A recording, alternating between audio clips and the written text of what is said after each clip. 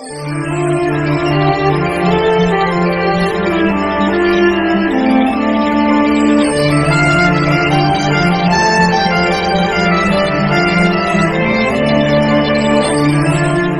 দর্শক বন্ধু, রাশি লগ্নের বিচারে আজকে শ্রী অভিষেক অ্যাস্ট্রোলজার শ্রী অভিষেক আমি উপস্থিত হয়েছি এয়ারপোর্ট শিবতলা মন্দিরে।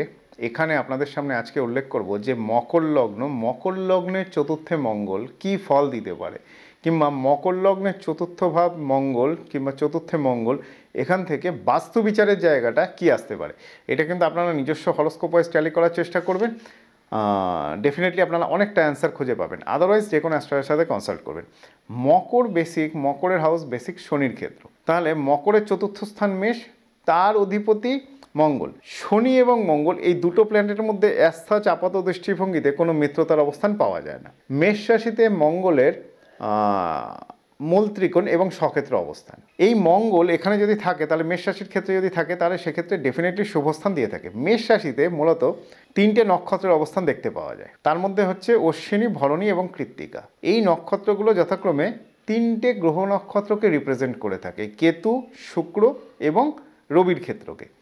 তাহলে গ্রহগত ট্রানজিটের ক্ষেত্রে মেষে মঙ্গল শুভ ঠিকই, কিন্তু এর পাপগ্রহের অবস্থান আছে কিনা কিংবা পাপগ্রহের দৃষ্টি আছে কিনা সেটা দেখতে হবে। কেন শনি এবং কেতু যদি একসাথে থেকে থাকে কোনো রকমভাবে, তাহলে মঙ্গলের জায়গায় অমঙ্গল তৈরি হবে, অর্থাৎ মঙ্গলের শুভত্বের পরিমাণ কমে যাবে, বাস্তু সংক্রান্ত ব্যাপারে একটা ডিস্টার্ব ইন্ডিকেট করবে। এরপরে বলবো মকর লগ্নের চতুর্থে মঙ্গল যদি অশ্বিনী নক্ষত্রের অবস্থানে থেকে থাকে। যদি অশ্বিনী নক্ষত্র, তিনটে নক্ষত্রের অবস্থান করেছে, তার মধ্যে এবারে উল্লেখ করি অশ্বিনী নক্ষত্রে, তাহলে জন্মকালীন মঙ্গল, কেতু এবং শুক্রের অবস্থান। মঙ্গল, কেতু এবং শুক্রের অবস্থান, এই তিনটে প্ল্যানেটের ওপর বিচার করে কিন্তু বাস্তু বিচারের জায়গা আসতে হবে। এরা যদি শুভ হয়ে থাকে তাহলে বাস্তুদোষ থাকবে না, গৃহস্বামী কিংবা পরিবারের সকলের মঙ্গল হবে এবং তারা সুখ শান্তিতে থাকবে। বাস্তুদোষের সাথে সাথে জন্মকালীন রাশির অধিপতি যদি দুর্বল হয়ে থাকে, তাহলে নক্ষত্র যতই ভালো হোক গৃহের স্বপ্ন কিন্তু অধরাই থেকে যাবে, অর্থাৎ সেই কাজ সাকসেস হবে না। মকরের চতুর্থে মঙ্গল যদি ভরণী নক্ষত্রে বা শুক্রের নক্ষত্রে থাকে, তাহলে ডেফিনেটলি শুভ। নিজস্ব গৃহযোগ, অল্প বয়সে গৃহযোগ ইন্ডিকেট করবে। মকর লগ্নের পক্ষে শুক্র অত্যন্ত শুভ, কেননা পঞ্চম এবং দশমপতি তথা রাজ্যকারক গ্রহ হিসাবে পরিলক্ষিত হয়। তাহলে শুক্রের সাথে মঙ্গলের একটা মিত্রতার অবস্থান কিন্তু আমরা বরাবরই দেখে এসেছি। জন্মকালীন রবি এবং মঙ্গল যদি অশুভ হয়ে থাকে, যদি জন্মকালীন রবি এবং মঙ্গল এই দুটো প্ল্যানেট অশুভ হয়ে থাকে, তাহলে জমি বাড়ির ব্যাপারে কখনো শুভাশুভ ফল আমরা পাবো না। এর সাথে যেটা মাথায় রাখতে হবে, গৃহ কিংবা জাতক জাতিকারা যারাই বাস করুক না কেন, ওই মকরে মঙ্গল তুঙ্গি সবসময় এই কনসেপ্টের ওপর বেস করলে কিন্তু খুব মুশকিল হয়ে যাবে।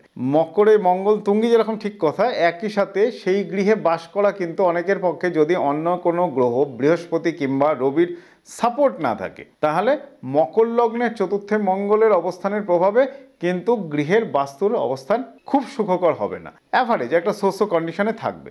মকরের চতুর্থে মঙ্গল যদি শুক্রের নক্ষত্রে একা অবস্থান করে থাকে, তাহলে সেটা নিঃসন্দেহে ভালো ফল দেবে।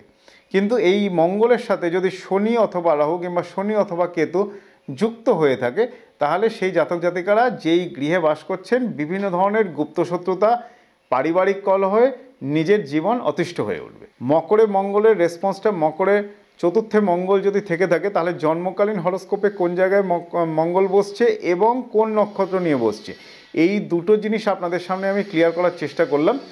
এই দুটো জিনিস ডেফিনেটলি ক্লিয়ার করার চেষ্টা করলাম এবং এর সাথে সাথে আপনারা কিন্তু নবাংশ চক্রের জাতক বিচারটাকেই অবশ্যই গুরুত্ব দেবেন। এই দুটো সম্মিলিতভাবে যদি দেখা যায় না, তাহলে ওভারঅল বাস্তুদোষ থেকে শুরু করে বিভিন্ন ধরনের প্রবলেমসের সলিউশনও কিন্তু আমরা এখান থেকে বের করতে পারবো। যদি মনে হয় যে বিস্তারিত আরও জানতে হবে, তাহলে ডেফিনেটলি আপনাদের আসতে হবে চেম্বারে, এয়ারপোর্ট শিবতলা মন্দিরের চেম্বার এবং হাজরা যতীন দাস পার্ক মেট্রো স্টেশনেও চেম্বার রয়েছে। দূরের বন্ধুরা কিন্তু অনলাইন কনসালটেন্সি এবং প্রতিকার প্রতিবিধানের জন্য এয়ারপোর্ট শিবতলা মন্দিরের বুকিং নাম্বারে ডেফিনেটলি যোগাযোগ করে নেব। নমস্কার।